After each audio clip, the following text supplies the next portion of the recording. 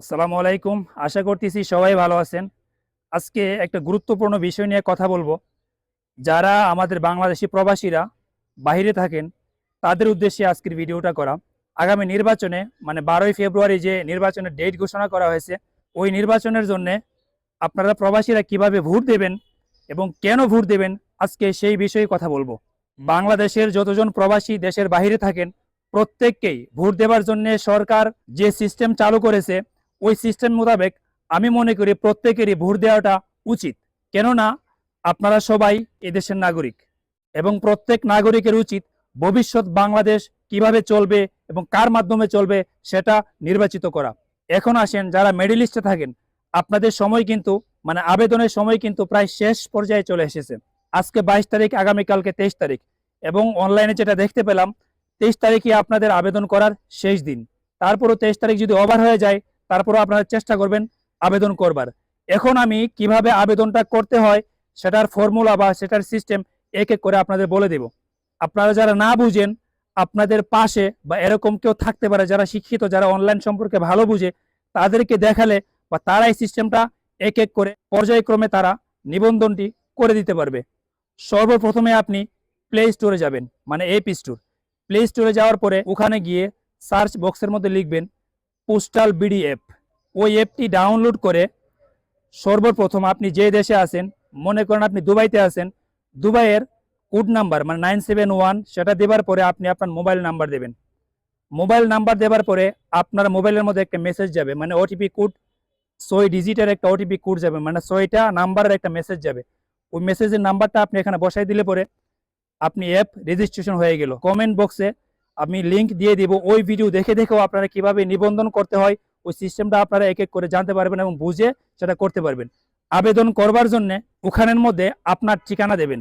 দুবাইতে আপনি যেই দোকানে আছেন বা যে মার্কেটে আছেন, ওই মার্কেটের ঠিকানা দিবেন বা ওই দোকানের নাম এবং ঠিকানা দিবেন। যেমন ধরেন দুবাইয়ের আপনি আলাইনে আছেন, আপনি সিস্টেমটা দিবেন কিভাবে, আলাইন খলিফা স্টেট, ইংলিশে লিখবেন খলিফা স্টেট, দোকানের নাম দেবেন, আপনার নাম দেবেন, তাহলে আপনার চিঠিটা পৌঁছাতে খুবই সুবিধা হবে। এবং দেশ থেকে আপনার যে ভোটার আইডি কার্ড আছে, ওই আইডি কার্ডের একটা ছবি আপনি বলবেন ভালো করে কেউ যেন তুলে আপনার মোবাইলের মধ্যে যেন সেটা পাঠায়। আইডি কার্ডের একটা ছবি তুলে নেবেন এবং সেটার মধ্যে আরো কিছু প্রক্রিয়া আছে, যেমন মনে করেন আপনার মুখের ফেসের ছবি তুলতে হবে। ফেসের ছবি তুলবার সময় চোখে চশমা থাকা যাবে না, মাথায় টুপি থাকা যাবে না, এরকম কিছু নিয়ম আছে। ওই নিয়ম মোতাবেক আপনি ফেসের যে আপনার ছবিটা সেটা নিতে হবে। প্রথমে তো সোজা হয়ে দাঁড়ায়, তারপরে এ পাশ করে, তারপরে এই পাশ করে, জিনিসটা যেন গ্রহণযোগ্য হয় সেজন্য তারা এরকম সিস্টেম করে রেখেছেন। ওই সিস্টেম অনুযায়ী আপনি আবেদন যখন করবেন, তখন আবেদনটি আপনার কনফার্ম করা হবে। কনফার্ম করার পরে ওই ঠিকানা অনুপাতে বাংলাদেশ থেকে একটা চিঠি যাবে, যে দোকানের নাম দিয়েছেন ওই দোকানে। তো আপনার যখন নাম থাকবে ওখানে, আপনার দোকানের যারা ম্যানেজার আছে বা মালিক আছে, নাম দেখে তো বুঝতে পারবে যে আপনার চিঠি। সেই চিঠিটা আপনার কাছে যখন পৌঁছাবে, পৌঁছানোর পরে আপনি চিঠিটা খুলবেন।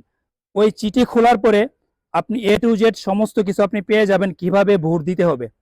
ওই ভোট দেবার পরে আপনি যে এই চিঠিটাই আবার আপনার যে পোস্ট অফিস আছে, ওই পোস্ট অফিসের মধ্যে আপনি গিয়া পৌঁছাই দেবেন। আপনার এখানের মধ্যে কোনো ধরনের কোনো খরচ দিতে হবে না। প্রত্যেক ভোটের জন্য বাংলাদেশ সরকার 700 টাকা করে বরাদ্দ রেখেছেন এবং খরচটা যাবে টোটালি সরকারের পক্ষ থেকে। এখানে কথা হচ্ছে, অনেকেই ভোট দিতে অনীহা প্রকাশ করতেছে, না ভোট দিলে কি হবে, অতীতে ভোট দিয়ে আমরা দেখছি, এখন আর ভোট দেব না। কিন্তু না ভাই, সিস্টেমটা এরকম না। আপনার যদি অতীতের কোনো দলকে পছন্দ না হয়ে থাকে, দেশের ভেতরে নতুন জোট মানে ইসলামী একটা জোট হয়েছে, সেই জোটকেও আপনি পছন্দ করতে পারেন, সেটা আপনার সম্পূর্ণ ব্যক্তিগত অভিমত। কিন্তু আমার কথা হচ্ছে, আপনি আপনার যে ভোটাধিকার, এই দেশকে বাংলাদেশকে সামনে এগিয়ে নিয়ে যাবার জন্য ইসলামী আইন যেন এই দেশের মধ্যে প্রতিষ্ঠিত হয়, সেই লক্ষ্যে আপনার উচিত ভালো একজন মানুষকে ভোট দেওয়া, যেন এই দেশটা ভবিষ্যতে ভালোভাবে চলে এবং ভালো লোকের মাধ্যমে এই দেশটা পরিচালিত হয়। ধন্যবাদ সবাইকে, সবাই ভালো থাকবেন।